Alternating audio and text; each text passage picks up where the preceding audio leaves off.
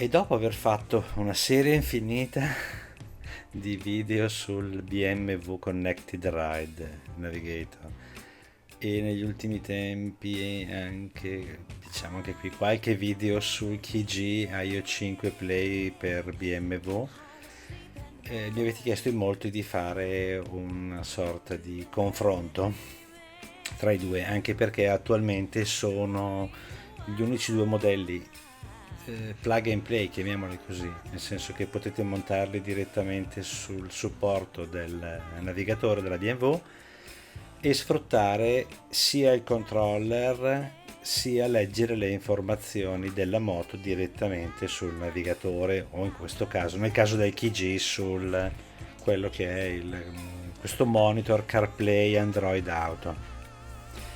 Allora, così giusto per fare, ho creato questo piccolo schemino, quindi sulla sinistra avrete le informazioni del Connected Ride e sulla destra quella del KG.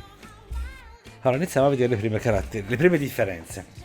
Allora, il Connected Ride ha un display da 5,5 pollici, la risoluzione non è dichiarata, o perlomeno io non l'ho trovata, ha una luminosità di 800 nits. Il KG ha un display leggermente più piccolo, da 5 pollici, però vanta, diciamo, 60 frame per secondo, quindi 60 Hz, e una risoluzione HD 1280x720 e una luminosità di 1000 nits, che è effettivamente superiore rispetto a quello che è diciamo il Connected Ride. Però il Connected Ride ha un display opaco, mentre questo ha un display lucido. Non ho ancora montato la pellicola, per cui non so quale sarà l'effetto. Mi dicono che tolga molti riflessi. Poi magari lo proverò dopo l'estate, perché adesso vorrei andare in vacanza anch'io.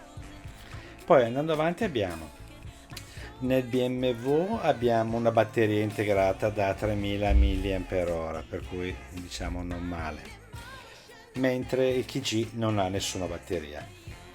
Poi BMW non si sa quanto sia la memoria RAM che utilizza per elaborare i dati, mentre nel KG abbiamo 2 GB di RAM. Poi nel BMW abbiamo lo storage, quindi la memoria interna in cui memorizzare mappe, musica e così via, di 128 GB, che è un dato veramente impressionante, ma non ha nessuna scheda di espansione, per cui non è possibile mettere micro SD.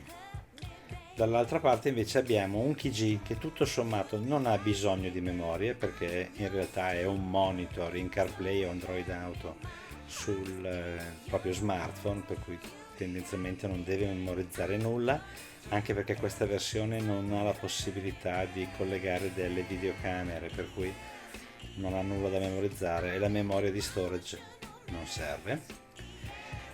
Chicca invece importante sul BMW è la connettività, nel senso che al di là dei soliti Bluetooth e Wi-Fi 2, 4 e 5 GHz, il BMW ha la possibilità di ospitare una SIM dati, anche una SIM telefonica. Io non utilizzo una della Win3 che fa la telefonia, non telefono, ma lo uso solo per la parte dati. Il KG invece non ha questa necessità, perché comunque è montato, cioè, o meglio, sfrutta lo smartphone in tutto e per tutto. Quindi di conseguenza, sfruttando lo smartphone, il KG tende anche a consumare più batteria, cioè non il KG, ma in realtà tutti i dispositivi Android Auto e Apple CarPlay hanno questa tendenza, nel senso che sfruttando il cellulare per tutto, ecco. Però come ho già detto in un altro video, io l'ho usato per 4 ore e mezza con navigazione attiva, musica attiva da Spotify che veniva scaricata in tempo reale, oppure io utilizzo Simple Radio, che è un'app per ascoltare le radio direttamente dal cellulare, e anche lì, ripeto, alla fine sono partito con un 100% di batteria del mio Samsung S24 Ultra e sono arrivato a casa dopo 4 ore e mezza con la batteria al 54%. Per cui ecco, ripeto, ci ha fatto veramente di tutto e non è male, ecco. Di contro invece il BMW può tranquillamente operare anche senza smartphone, nel senso che è completamente autonomo, soprattutto con il 4G inserito, ecco, è in grado di ricevere i segnali sul traffico, quindi diciamo le mappe sono già memorizzate, ecco, può lavorare direttamente con, come si può dire, senza avere uno smartphone. Allora, adesso passiamo alla seconda parte delle caratteristiche e vediamo un attimino cosa c'è. Allora, come è fatto? A livello di costruzione entrambi sono in lega di magnesio, il KG è lega di magnesio e alluminio. Le misure sono molto simili, nel senso che sì, centimetro più centimetro meno siamo lì. Il KG è un po' più spesso, mentre come peso però il KG pesa 220 grammi contro i 309 del BMW. A livello poi di altre caratteristiche tecniche abbiamo BMW che vanta un IP69 come livello di protezione e può essere utilizzato in ambienti da meno 20 a più 50 gradi centigradi. Il KG invece si ferma a un IP68, che è comunque tantissima roba, e ha un ambiente operativo anche lui che va dai meno 20 a più 65. Entrambi hanno il sensore di luminosità. BMW non ha il blocco dello schermo, per cui in caso di pioggia potrebbe creare qualche problemino, qualche falso contatto chiamiamosi, mentre il KG ha il blocco dello schermo. Poi hanno entrambi la compatibilità con il controller di BMW e hanno aggiornamenti over the air, quindi quelli tramite internet. Funzionalità aggiuntive: BMW ha la sincronizzazione in cloud con l'app BMW Motorrad, offre il cruscotto digitale, per cui tutta una serie di informazioni anche sullo stato della moto, ha di bello la bussola, l'inclinometro e diciamo no, però non ha nessuna compatibilità con Apple CarPlay e Android Auto, mentre il KG ha come si può dire, il cruscotto digitale molto bello e completo, nel senso che è proprio un cruscotto per cui ha contachilometri, contagiri, ecco. Ha il controllo della pressione dei pneumatici che in realtà ha anche BMW, ma questo ha la particolarità che consente di adottare dei sensori della Infineon, mi sembra, se non ricordo male, che possono essere montati anche aftermarket, per cui se la moto non è dotata di sensori BMW, lei può comunque utilizzare anche questi sensori aggiuntivi, cosa che invece in BMW non è possibile, per cui o avete la moto che ha i sensori di pressione oppure niente da fare. E poi altra cosa carina è la compatibilità proprio con Apple CarPlay e Android Auto, che è, come vedremo poi alla fine, dove c'è pro e contro, secondo me può essere veramente come si può dire, un best, ecco, assoluto. Adesso invece diamo un'occhiata a come si comportano in strada. Allora, ho fatto un viaggio di una ventina di chilometri più o meno e ho fatto metà viaggio con una e l'altra metà viaggio con l'altra. Quindi sempre solo alle spalle, strade diverse e effetti di luminosità diversi, però vediamo se riesco a darvi un'idea di come si comportano. Sicuramente prima cosa che balza all'occhio è il display di BMW, opaco, meno luminoso però opaco, per cui diciamo meno tendente ai riflessi. Però ripeto, è un qualcosa che nei KG si può risolvere con una pellicola, anche con una pellicola opaca, per cui ecco. A livello di luminosità trovo più luminoso il KG e questo non è poco. Quel mezzo pollice in più sul BMW, unito anche a una grafica diversa, sicuramente lo rende più grande e leggibile. Però anche il KG, ecco, non è proprio così piccolo come, e soprattutto in entrambi i casi, se notate, il navigatore non va a coprire il TFT, che è una cosa che io ad esempio non sopporto. L'uso giustamente allora del sistema di navigazione BMW presenta il grosso vantaggio di non avere, come si può dire, altre app, per cui ho uno schermo interamente dedicato, grande, con messaggi ben visibili e tutto. Mentre sul KG, usando Google Maps, ma ripeto, cambiando applicazione le cose si possono migliorare notevolmente con Waze, ma so che ne esistono altre. Io non sono un espertissimo di Android Auto, per cui lo sto iniziando ad usare adesso. Comunque, se date un'occhiata, i riflessi ci sono in entrambi i casi, comunque ben visibili. Diciamo che anche qui, come ho detto in altri video, la telecamera non è posizionata all'altezza del casco ma all'altezza del manubrio, per cui qui si vedono molti più riflessi rispetto a quelli che in realtà vedo io dal casco, dall'altezza casco. Poi allora, come funzionalità, vedete, esempio, anche qui sul BMW abbiamo un cruscotto che riporta i dati principali, la bussola, scusatemi, la pressione dei pneumatici e così via. Anche gli avvisi sulla pressione dei pneumatici sono gli stessi sostanzialmente, compaiono sia sul KG che sul quello della BMW. Velocità operativa sono molto simili.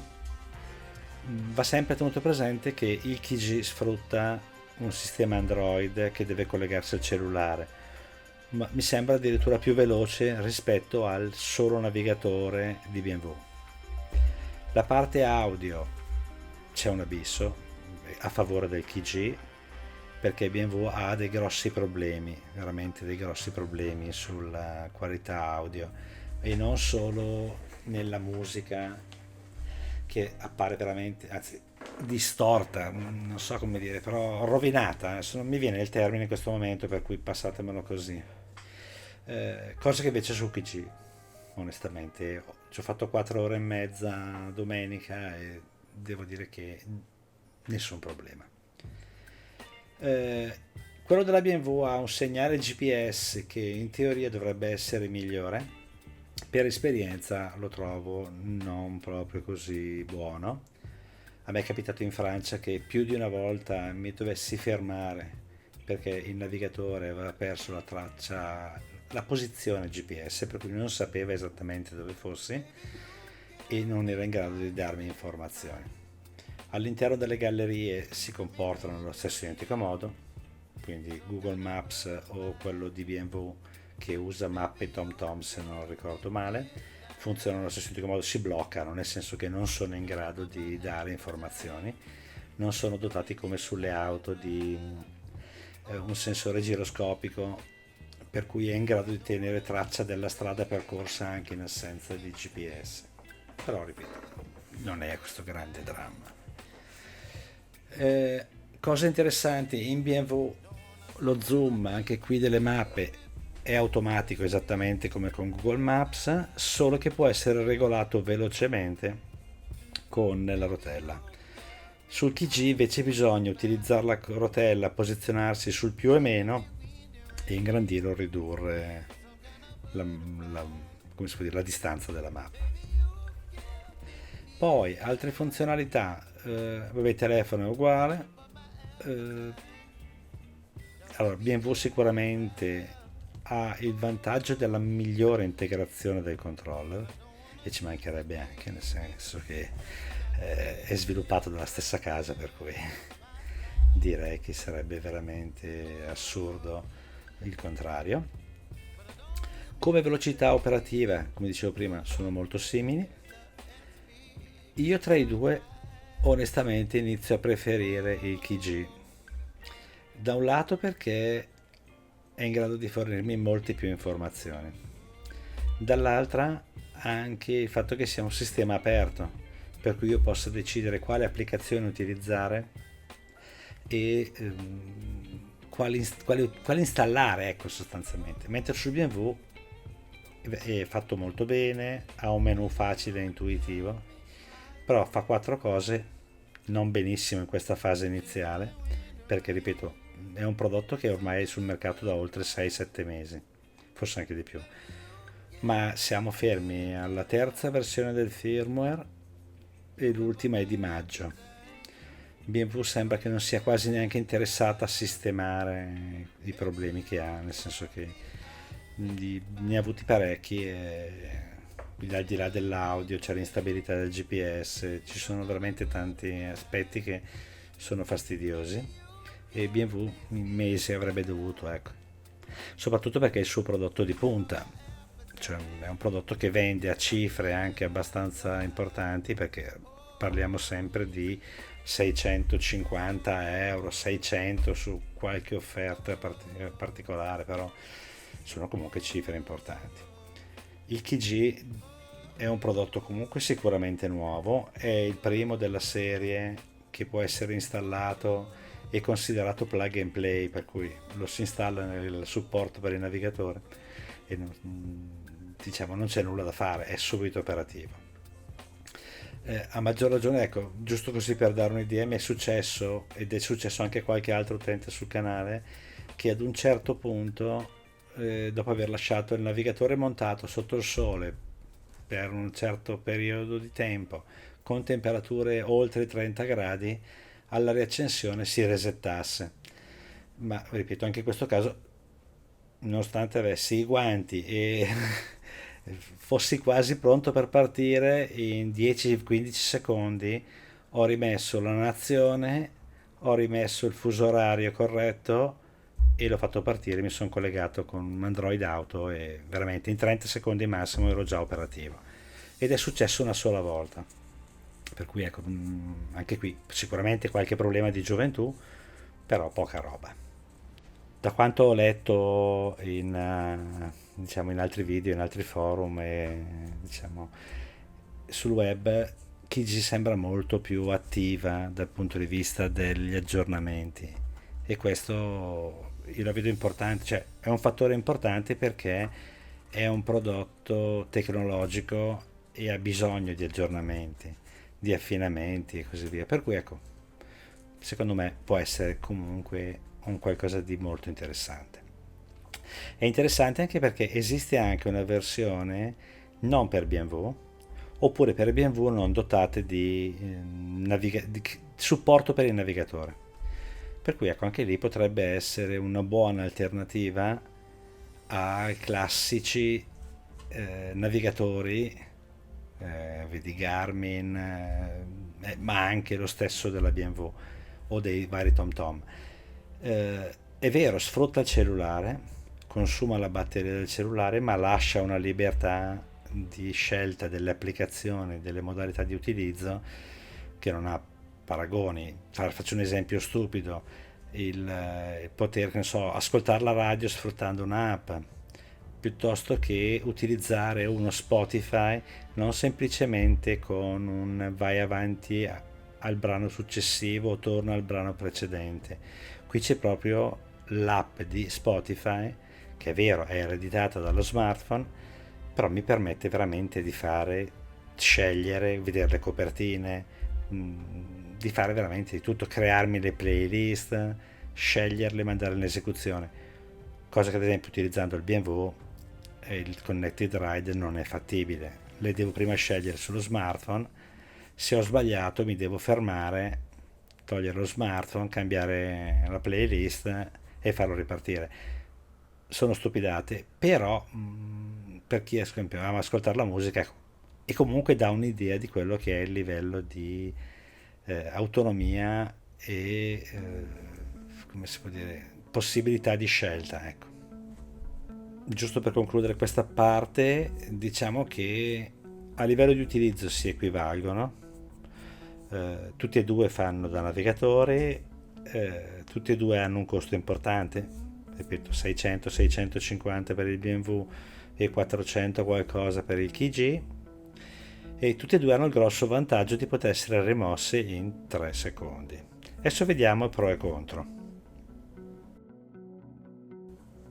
Allora, io ho fatto questo piccolo riepilogo, spero siate abbastanza d'accordo, ma vi invito comunque a lasciarmi scritto nei commenti i vostri pro e contro. Allora, per quanto riguarda la parte BMW abbiamo, vabbè, primo pro sicuramente che è un prodotto originale e questo innegabilmente un vantaggio dal punto di vista della garanzia. Poi abbiamo una certificazione IP69 che è il top veramente, ha una buona luminosità e display un trattamento antiriflessi. Poi ha comunque i cruscotti digitali, comodi per chi ad esempio non ha una moto dotata di TFT, per cui può essere sicuramente qualcosa di interessante. Ha una batteria interna, per cui anche a moto spenta è possibile estrarlo ed utilizzarlo. Ha una connettività anche a 4G, per cui 4G LTE può essere una gran cosa perché non vincola all'avere uno smartphone. Poi abbiamo altra cosa sicuramente cosa carina, la sincronizzazione in cloud con il sistema BMW, per cui io posso fare cose nell'app BMW Motorrad, quindi anche pianificare percorsi e così via, importare GPX e fare tutto direttamente dall'app e poi ritrovarmeli in automatico sul navigatore. Altra cosa carina è la memoria con la possibilità di scaricare praticamente tutte le mappe del mondo nella sua memoria interna e con il sistema di aggiornamento delle mappe automatico. Poi abbiamo l'importazione dei GPX che ho già detto prima, per cui le posso importare sia da smartphone ma anche da navigatore. Io onestamente ho sempre trovato più comodo farlo da app su smartphone, però è una scelta. Poi comunque parlando dei pro invece del TG, uno che non ho messo è che mi ha veramente colpito, nel senso che per essere un prodotto non ufficiale ha un livello di integrazione che onestamente non avevo mai visto e non immaginavo nemmeno fosse possibile, anche perché hanno decodificato praticamente tutti i segnali sul CAN bus della moto sfruttando veramente un'integrazione notevole. Tant'è vero che ad esempio una delle cose più fastidiose nel navigator è la gestione delle connessioni allo smartphone e agli interfoni, che richiede che vengano disattivate le connessioni dal TFT per essere rifatte sul Connected Ride, con il grosso svantaggio che nel momento in cui dovessi togliere i Connected Ride mi troverei in automatico senza smartphone e interfoni collegati alla moto. Qui invece li collego direttamente al TFT e il monitor CarPlay Android Auto non fa altro che ereditarli.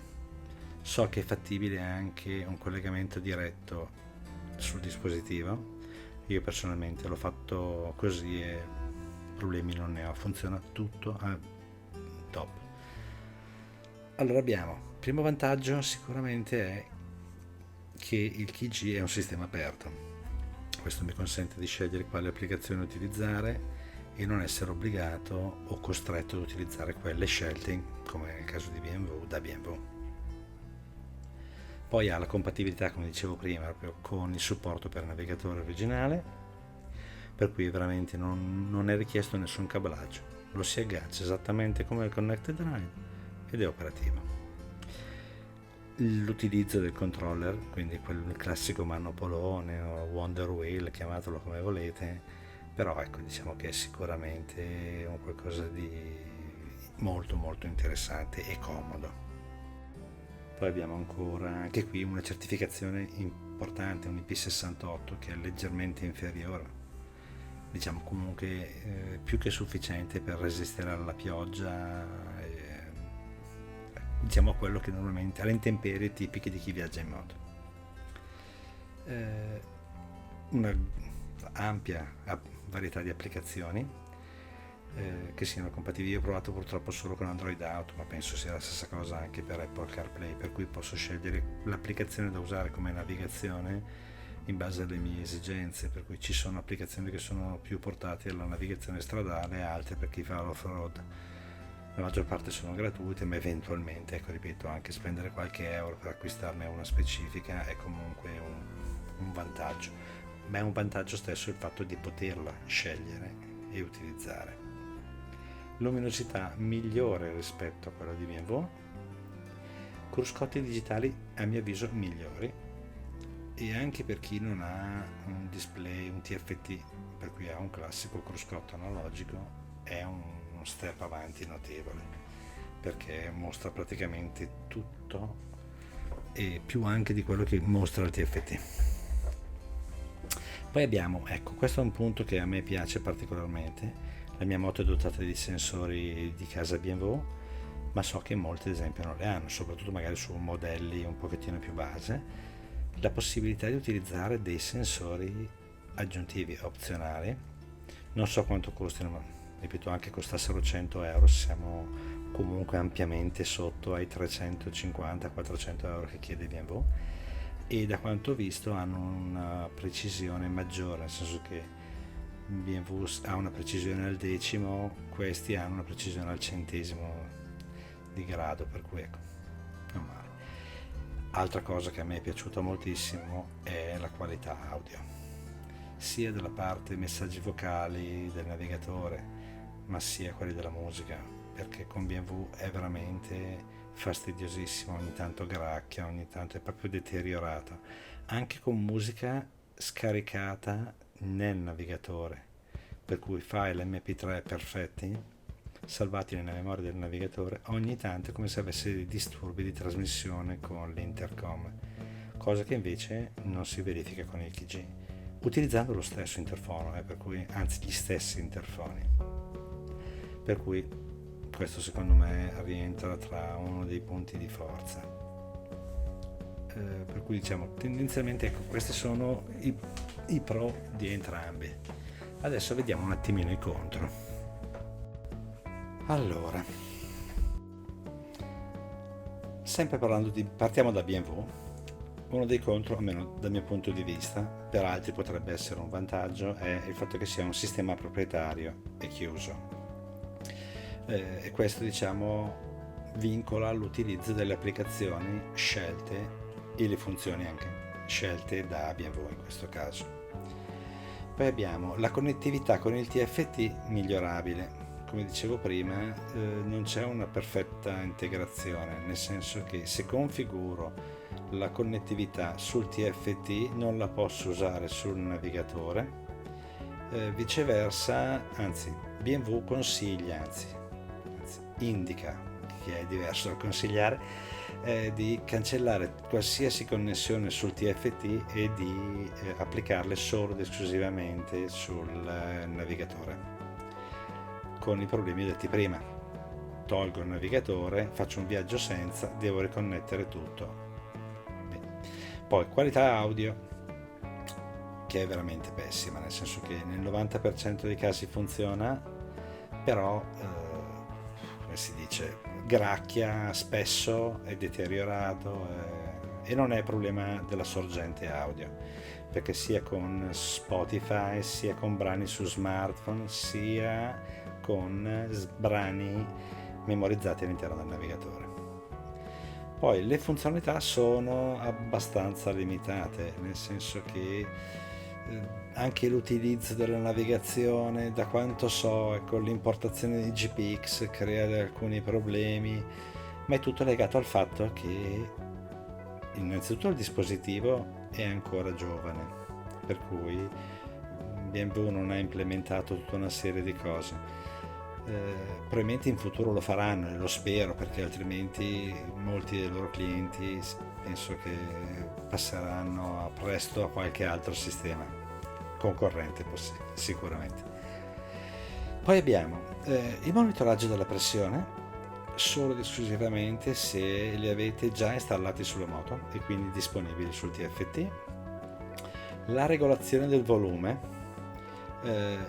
che in pratica non è possibile dal controller. È vero che non è possibile nemmeno dal KG, però BMW ha reso questa funzione compatibile solo con i suoi intercom e con alcuni interfoni di Sina e forse qualcos'altro, però mentre sugli altri non va. E per Sina intendo dire solo la serie top. Io ho un SF2, una coppia di SF2, e su questi non va, ed è una cosa voluta, perché nella prima versione del firmware, la versione 1.01 del Connected Ride, funzionava perfettamente, per cui ruotando il rotellone, e soprattutto quando si era posizionati nel menu audio era possibile tranquillamente regolare il volume, ed è una funzione che è stata tolta.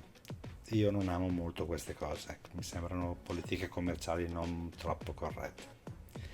Poi la regolazione dei volumi dei messaggi vocali dell'assistente di navigazione, dove onestamente non c'è modo di regolarlo. Per cui se ho la musica bassa, ogni tanto parte il messaggio vocale alto e non c'è modo di regolarlo. E poi non ha nessun assistente vocale nativo, per cui se siete abituati a usare Google o Siri, è fattibile solo se l'accoppiata intercom smartphone lo consente. Viceversa non c'è niente da fare. I contro invece del KG sono che il display effettivamente è un po' più piccolo e ha questa barra in fondo, quindi la bottom bar, che occupa dello spazio. Io giusto questa mattina ho parlato con il tecnico di KG con cui sono, diciamo, collegato, e mi hanno assicurato che ci stanno lavorando. È una funzione che molti altri navigatori hanno già implementato e che è prevista tra l'altro nel sistema Android Auto, per cui immagino che nei prossimi aggiornamenti, ecco. Però sempre tornando ai contro, non ha nessuna batteria interna, per cui quando si spegne, in realtà non si spegne subito, perché BMW continua ad alimentare la basetta per circa un minuto. Dopodiché si stacca, però non avendo nessun dato da memorizzare, se non quei 4 dati legati al riepilogo di fine viaggio, non lo vedo un grosso problema.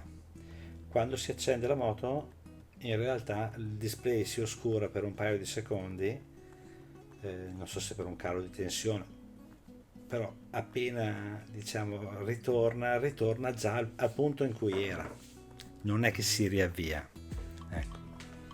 Poi l'integrazione con il controller, pur essendo davvero spettacolare, ecco, potrebbe essere migliorabile, tipo nella regolazione dello zoom, che è una cosa che effettivamente, ecco, è scomoda. Io ho provato solo Google Maps, non so se con altre applicazioni funziona in modo diverso. Comunque, ecco, ripeto, è scomodo e probabilmente potrebbe essere implementata in modo migliore. Anche qui è un prodotto nuovo e fa già veramente di tutto e anche di più. E poi anche qui, ecco, un altro contro, io l'ho segnato nei contro, è che non essendo un ambiente integrato totalmente, l'importazione del GPX è legata all'applicazione che scegliete per navigare. Però anche qui non è un grosso problema, ecco. In BMW è previsto, ma è previsto semplicemente perché è la loro app che viene utilizzata anche sugli smartphone, per cui tutto sommato, ecco, diciamo, è così. E poi anche qui l'ho messo come ultimo punto, ma solo perché è l'ultimo che è venuto in mente. Anche qui non è possibile regolare il volume tramite il controller. Anche questo è un punto su cui ci stanno lavorando, per cui immagino che...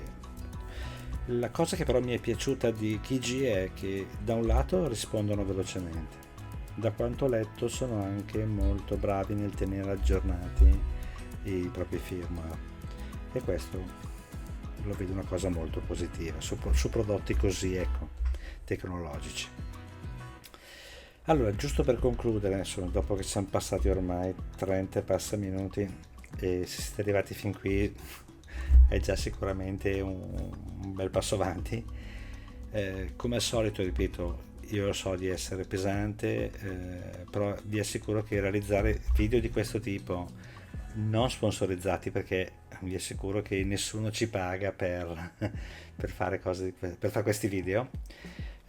L'unica cortesia che vi chiedo sempre è di lasciare un like al video, se vi è piaciuto e se ritenete corretto farlo, e di iscrivervi, nel senso che vedo che veramente il 90% delle persone che guarda i video di questo canale, e soprattutto questi video, gli ultimi fatti su KG e su BMW, non è iscritta.